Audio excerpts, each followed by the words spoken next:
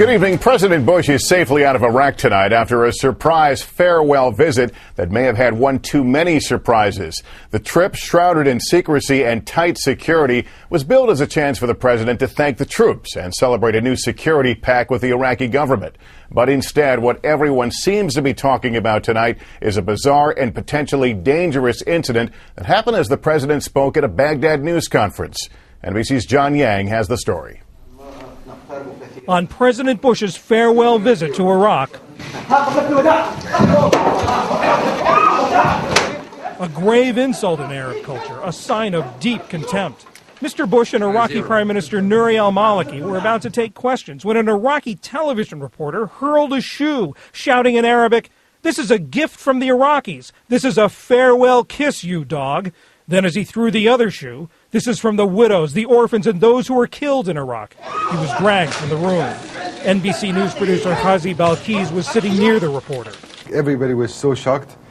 I believe even the Secret Service was a bit slower to react than you'd expect because it was so shocking.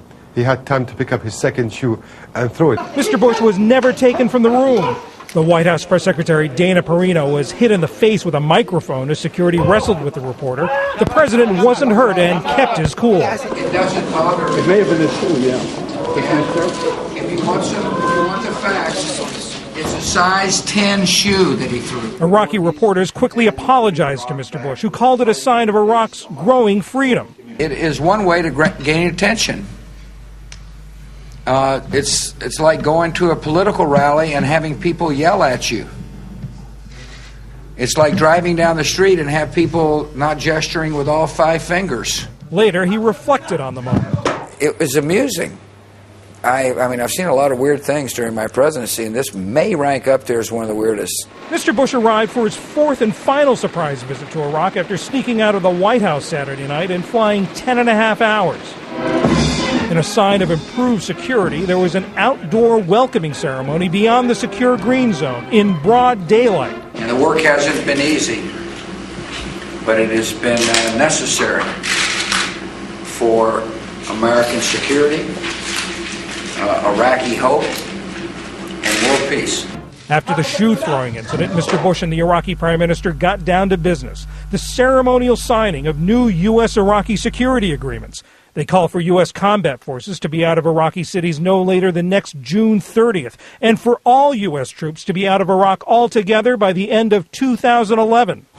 The war is not over, but with the conclusion of these agreements and the courage of the Iraqi people and the Iraqi troops and American troops and civilian personnel, it is decisively on its way to being won.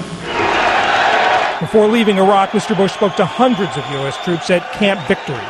Thanks to you, the Iraq we stand in tonight is dramatically freer, dramatically safer, and dramatically better than the Iraq we found 8 years ago. Mr. Bush may have another surprise up his sleeve. As Air Force One left Baghdad, officials wouldn't tell us if he was on his way back here to Washington or to some other destination. Lester? John Yang tonight, thanks.